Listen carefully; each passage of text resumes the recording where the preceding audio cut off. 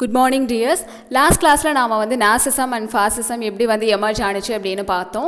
So இன்னைக்கு கிளாஸ்ல என்ன பார்க்க போறோம் அப்படினா anti-colonial movements and decolonization process in Asia. Anti-colonial movement and decolonization அப்படிங்கிறது என்னன்னு பாத்தீங்கன்னா நிறைய நாடுகள் வந்து யூரோப்போட காலனியா வச்சிருந்தாங்க. அவங்களோட இன்ஸ்டிடியூஷனல் பவரா இருக்கட்டும், அவங்களோட அட்மினிஸ்ட்ரேஷனா இருக்கட்டும், தென் லீகல் பவர்ஸா இருக்கட்டும். இது எல்லாமே யூரோப்போட கண்ட்ரோல்ல தான் இருந்தது. அதுக்கு அப்புறம் இந்த காலனி நேஷன்ஸ் என்ன பண்ணாங்க அப்படினா இதுக்கப்புறம் நாங்கள் வந்து யாரோட காலனியாகவும் இருக்க மாட்டோம், எங்களை கவர்ன் பண்ணுறதுக்கு ஒரு கவர்மெண்ட் செட்டப் வேணும் அப்படிங்கிற மாதிரியான தாட் வந்து அவங்களுக்குள்ளே வந்துச்சு. இதுதான் பார்த்தீங்கன்னா ஆன்டி கலோனியல் மூவ்மெண்ட். இது வந்து எப்படி ஸ்ப்ரெட் ஆகிருக்கு அப்படிங்கிறத பார்க்கலாம். French Indochina rise of anti colonialism. Indochina had shown its discontent right from the beginning of the French occupation. 1887ல என்னாச்சுன்னு பார்த்தோன்னா ஃப்ரெஞ்ச் வந்து இண்டோ சைனான்னு சொல்லக்கூடிய கம்போடியா, லயோஸ், வியட்நாம் இந்த பிளேஸ் எல்லாம் ஆக்குபை பண்ணிட்டாங்க. While the Indo-Chinese resisted the imposition of French language and culture, they learned from them the ideas of revolution. இந்த Indo-Chineseக்கு வந்து ஃப்ரெஞ்சோட கல்ச்சரை ஃபாலோ பண்ணுறது, தென் ஃப்ரெஞ்சோட லாங்குவேஜை ஃபாலோ பண்ணுறது, இதெல்லாம் வந்து ரொம்ப கஷ்டமாக இருக்குது. During the First World War, about 1 lakh Indo-Chinese fought in France and returned with first-hand knowledge of how the French had fought and suffered during the war. இதனால இண்டோ சைனீஸ், அதாவது ஃபர்ஸ்ட் வேர்ல்டு வார் நடந்துட்டு இருந்த டைமில் பார்த்தீங்கன்னா இந்த Indo Chinese ஒரு 1,00,000 பேர் பார்த்தீங்கன்னா ஃப்ரான்ஸில் போயிட்டு ஃபைட் பண்ணியிருக்காங்க. இது மூலமாக தான் ஃப்ரான்ஸ் வந்து எப்படி அவங்களோட வார் டெக்னிக்ஸ் எல்லாம் என்ன அப்படிங்கிறத வந்து தெரிஞ்சுக்கிறாங்க. Communist ideas from mainland China were also a major influence. அந்த டைமில் பார்த்தீங்க அப்படின்னா மக்கள் வந்து கம்யூனிசம் மேலே வந்து ரொம்ப influence ஆகியிருந்தாங்க. Many became convinced that the considerable wealth of Indochina was benefiting only the colonial power. At the turn of the 20th century, growing nationalism led to sporadic violent outbursts. அதுக்கப்புறம் பார்த்தீங்க இந்த anti colonialism அப்படிங்கிற ஒரு concept எப்போ வந்து மக்கள் மத்தியில் பரவ ஆரம்பிச்சுது அப்படின்னு பார்த்தோன்னா ஒரு 20th centuryல தான். In 1916, there was a major anti-colonial revolt which was crushed brutally. 1916ல தான் வந்து anti-colonial revolt. இதுக்காக வந்து ஒரு ரிவோல்ட்டே வந்து பர்ஸ்ட் ஆயிருக்கு. There were also guerrilla activities in Tonkin, the place from where Ho Chi Minh was to arrive. அதுக்கப்புறமா வந்து நிறைய இந்த மாதிரி ஆன்டி கொலோனியல் ஆக்டிவிட்டீஸ்லாம் வந்து நிறைய பிளேசஸில் நடந்துட்டுருக்கு. அதில் இம்பார்ட்டண்ட்டாக ஒரு பிளேஸ் வந்து கொடுத்துருக்காங்க டான்கிங். ஏன்னா வந்து அங்கேருந்து தான் வந்து ஒரு ரெவல்யூஷனர், அதாவது ஒரு நேஷ்னலிஸ்ட் வந்து உருவாயிருக்காரு. அவர் யார் அப்படின்னு பார்த்தோன்னா ஹோ சி மின். இவரை பற்றி பார்க்கணும் அப்படின்னா ஹோ சி மின் was born in Tonkin. When Ho Chi Minh was 21, he went to Europe. இவர் வந்து டான்கிங் அப்படிங்கிற பிளேஸில் பிறந்திருக்காரு. அவரோட 21வது வயசில் அவர் வந்து யூரோப்புக்கு போயிட்டாரு. After working as a cook in a London hotel he went to Paris. அதுக்கப்புறமா லண்டனில் போயிட்டு ஒரு ஹோட்டலில் ஒர்க் பண்ணிட்டுருக்காரு. தென் அங்கேருந்து வந்து பாரிஸ்க்கு போயிட்டாரு. இந்த Paris piece conference he lobby for the independence for Vietnam. பாரிஸில் வந்து ஒரு பீஸ் கான்ஃபரன்ஸ் நடந்துட்டுருக்கு, அதாவது ஒரு அமைதி மாநாடு நடக்குது. அதை போயிட்டு அட்டென்ட் பண்ணுறாரு. அங்கே எதுக்காக இவர் கிளைம் பண்ணியிருக்காரு அப்படின்னு பார்த்தோன்னா வியட்நாமோட இண்டிபெண்டன்ஸ்க்காக. His articles in newspaper and especially the pamphlet French colonialism on trial made him well known as a Vietnam nationalist. அதுக்கப்புறமா இவரோட ஒரு முக்கியமான ஒரு ஆர்டிக்கல் மூலமாக இவர் மக்கள் மத்தியில் எப்படி வந்து பாப்புலர் ஆனார் அப்படின்னு பார்த்தோன்னா ஒரு வியட்நாம் நேஷனலிஸ்ட் அப்படிங்கிற அளவுக்கு ஃபேமஸ் ஆயிட்டாரு. அவரோட அந்த ஆர்டிக்கல் என்ன அப்படின்னு பார்த்தோன்னா French colonialism on trial அப்படிங்கிறது தான். In 1921 he became a founder member of the French Communist Party. அது மட்டும் இல்லாமல் ஃப்ரெஞ்சில் வந்து கம்யூனிஸ்ட் பார்ட்டி அப்படிங்கிறத வந்து ஃபவுண்ட் பண்ணதே இவர் தான். 2 years later he went to Moscow and learned revolutionary techniques then. ஒரு 2 வருஷம் கழிச்சு அவர் என்ன பண்ணாருன்னா மாஸ்கோ போனார். மாஸ்கோ பார்த்தீங்கன்னா ரஷ்யாவோட கேபிட்டல். அங்கே போயிட்டு ரெவல்யூஷனரி டெக்னிக்ஸ், எப்படி வந்து புரட்சியில் ஈடுபடுறது அப்படிங்கிற டெக்னிக்ஸ் எல்லாத்தையுமே வந்து தெரிஞ்சுட்டு வராரு. In 1925 he founded the revolutionary youth movement. அதுக்கப்புறமா இளைஞர்கள் எல்லாரையுமே சேர்த்து ஒரு யூத் மூமெண்ட் ஒன்று ஃபவுண்ட் பண்ணுறாரு. After the peasant revolt he led was crushed in 1930. He went to Moscow again. இங்கே வந்து பெசன்ட்ஸ்க்கு எதிராக வந்து ரிவோல்ட் பண்ணுறாங்க. இந்த பெசன்ட் மூமெண்ட்ஸ் ஆக்டிவிட்டீஸ் எல்லாமே முடிஞ்சதுக்கப்புறம் திரும்பவும் அவர் வந்து மாஸ்கோ போகிறாரு. Inspired by Mao Tse tung. So அங்கே வந்து யாரோட ஆக்டிவிட்டீஸில் இவர் இன்ஸ்பயர் ஆகுறாரு அப்படின்னு பார்த்தோன்னா மாவோ தீசங் அப்படிங்கிறவர் தான். He returned to Indochina after the Japanese invaded it organise the communist and carried on his anti colonial struggle. So இதுக்கப்புறம் திரும்ப இவர் இண்டோ சைனா வந்ததுக்கப்புறமா இவரோட இந்த ஆன்டி கலோனியல் ஸ்ட்ரகிள் எல்லாத்தையுமே வந்து ஸ்டார்ட் பண்ணிடுறாரு. He also played and inspirational role leading the war against the USA. அதுக்கப்புறமா யூஎஸ்ஏவை எதிர்த்து போரிட்டதுலேயும் இவர் வந்து ஒரு முக்கியமான ரோல் வந்து ப்ளே பண்ணியிருக்காங்க அப்படின்னு சொல்லியிருக்காங்க. Then the emergence of Vietnam. The mainstream political party in Indochina was the Vietnam Nationalist Party. So Indochinaல இருந்த ஒரு ஃபேமஸான நேஷனல் பார்ட்டி என்னன்னு பார்த்தோன்னா Vietnam nationalist party. Formed in 1927, it was composed of the wealthy and middle class sections of the population. So இந்த பார்ட்டியில் யாரெல்லாம் இருந்தாங்க அப்படின்னு பார்த்தோன்னா wealthy people, பணக்காரங்க இருந்திருக்காங்க. Then middle class section, நடுத்தர வர்க்கத்தை சேர்ந்தவங்களும் இருந்திருக்காங்க. In 1929, the Vietnamese soldiers mutinied and there was a failed attempt to assassinate the French Governor General. So 1929ல என்னாச்சு அப்படின்னு பார்த்தோன்னா ஃப்ரெஞ்சோட கவர்னர் ஜெனரலை வந்து கொலை பண்ணிடலாம் அப்படின்னு ஒரு ட்ரை பண்ணியிருக்காங்க. பட் இவங்களோட அட்டெம்ப்ட் வந்து ஃபெயில் ஆயிடுச்சு. This was followed by a large scale peasant revolt led by the communists. So இது மூலமாக தான் வந்து ஒரு பெரிய ரிவோல்ட் வந்து நடக்க ஆரம்பிச்சிருக்கு. ஸோ இதை வந்து கம்யூனிஸ்ட் பார்ட்டியில் இருக்கவங்க தான் வந்து லீட் பண்ணியிருக்காங்க. The revolt was crushed followed by what's called white terror. So இந்த ரிவோல்ட்டை என்னன்னு சொல்லியிருக்காங்கன்னு பார்த்தோன்னா white terror, அதாவது வெள்ளை பயங்கரவாதம் அப்படின்னு சொல்லியிருக்காங்க. Thousands of rebels were killed. இந்த ரிபல்லியனில் யாரெல்லாம் வந்து பார்ட்டிசிபேட் பண்ணாங்களோ அதில் ஆயிரக்கணக்கான மக்கள் வந்து இறந்துருக்காங்க. After the white terror, Ho Chi Minh left the Moscow and spent the 1930s in Moscow and China. So இந்த white terror revolt முடிஞ்சதுக்கு அப்புறமா இவர் வந்து மாஸ்கோவில் போயிட்டு அங்கே தான் வந்து இவரோட டைம் ஸ்பெண்ட் பண்ணியிருக்காரு. When France was defeated by Germany in 1940, Ho Chi Minh and his lieutenants used this turn of events to advance the Vietnamese cause. So அதுக்கப்புறமா வந்து ஜெர்மனி வந்து ஃப்ரான்ஸை தோற்கடிச்சிட்டாங்க அப்படிங்கிற நியூஸ் கேள்விப்பட்டதும் ஸோ இந்த ஹோ சி மின் என்ன பண்ணார் அப்படின்னா வந்து இந்த ஆப்பர்ச்சுனிட்டியை யூஸ் பண்ணி ஸோ திரும்ப வந்துட்டார்.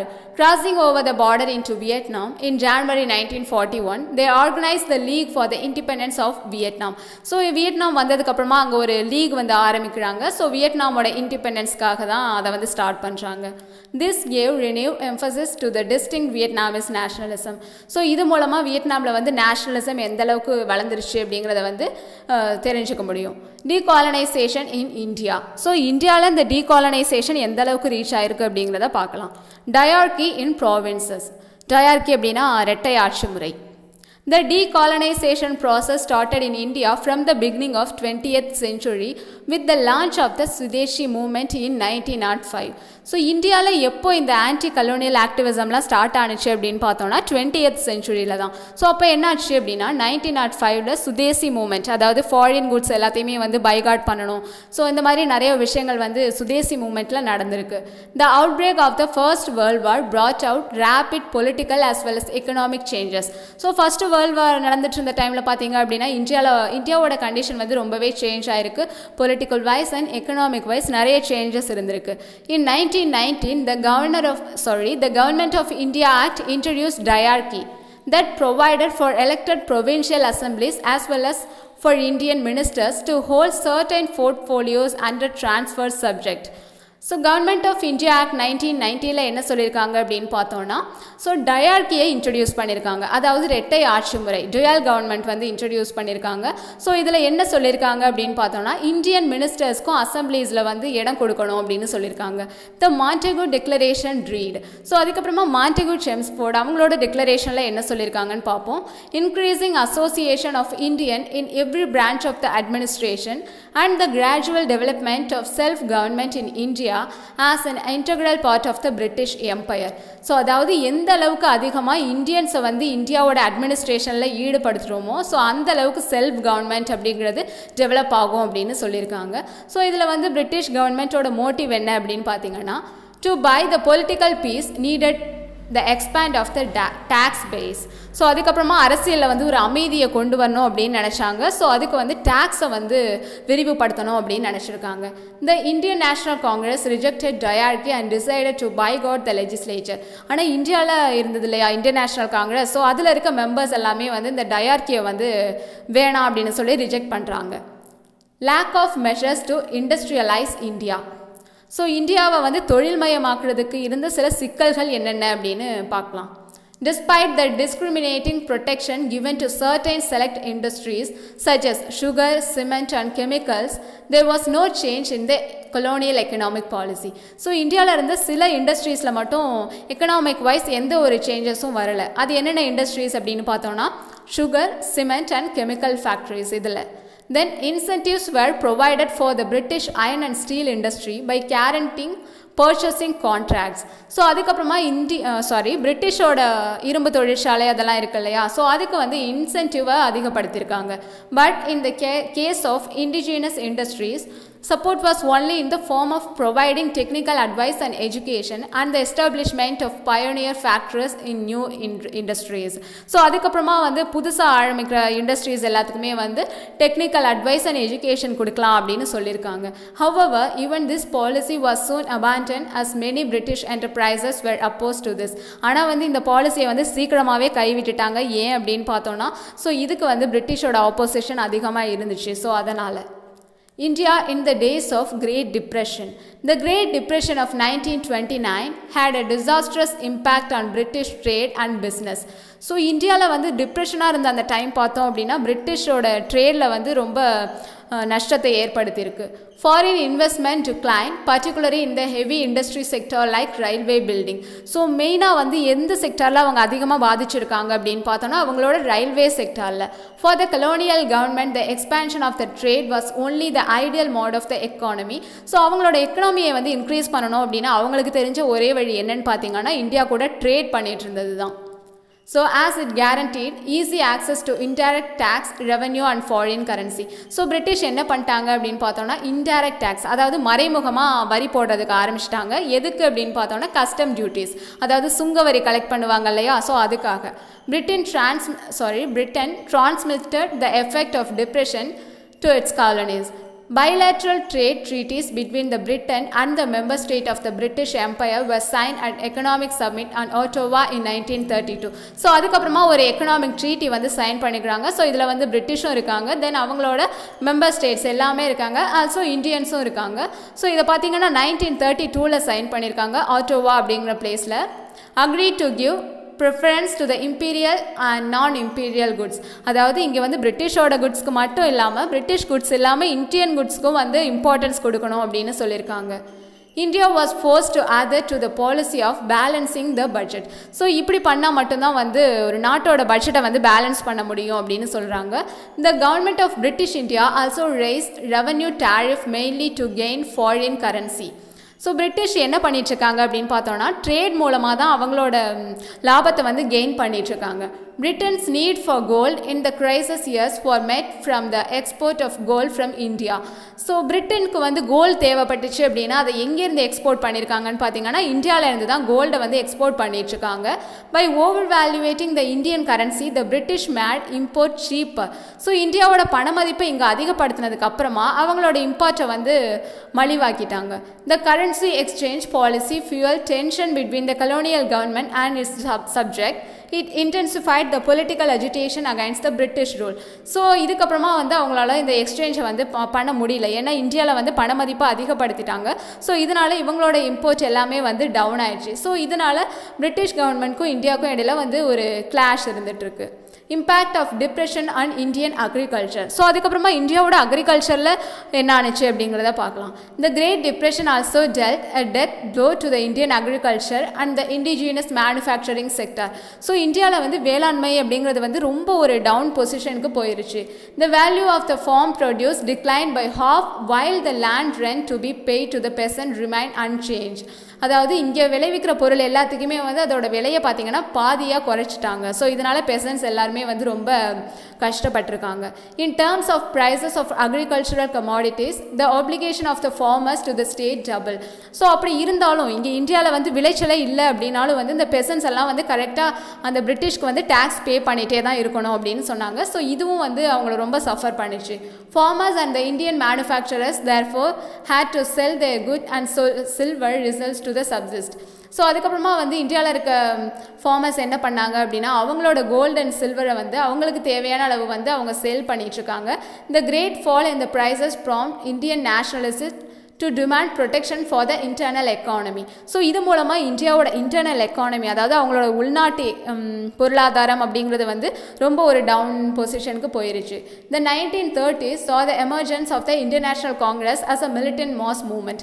ஸோ இதனால இன்டர்நேஷ்னல் காங்கிரஸ் என்ன பண்ணுறாங்க அப்படின்னா ஒரு மாஸ் மூமெண்ட் ஒன்று க்ரியேட் பண்ணுறாங்க. The call given by the Congress for a civil disobedient movement evoked tremendous response in the rural India. So இதுதான் என்ன அப்படின்னு பார்த்தோன்னா சிவில் டிசொபீடியன்ட் மூமெண்ட், அதாவது சட்ட மறுப்பு இயக்கம் அப்படின்னு சொல்கிறோம். Left radicalism were also very much in evidence. So இதில் தான் வந்து ரேடிக்கல்ஸ் இதெல்லாம் வந்து உருவாயிருக்காங்க. Then Government of India Act 1935.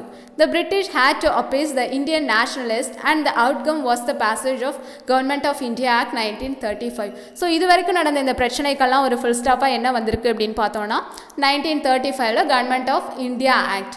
This provided for greater power to the local governments and the introduction of direct election. So இந்த 1935 ஆக்டில் தான் என்ன சொல்லியிருக்காங்க அப்படின்னு பார்த்தோன்னா நேரடி தேர்தல் முறை அப்படிங்கிறத வந்து இன்ட்ரடியூஸ் பண்ணியிருக்காங்க. இந்த 1937 elections the Congress won resounding victory in most of the provinces. So இதில் பார்த்தீங்க அப்படின்னா ஃபர்ஸ்ட் எலெக்ஷன் வந்து 1937ல் நடந்திருக்கு. ஸோ இதில் இந்தியாவில் இருக்க நிறைய பிளேசஸில் பார்த்தீங்கன்னா இன்டர்நேஷ்னல் காங்கிரஸ் வின் பண்ணிட்டாங்க.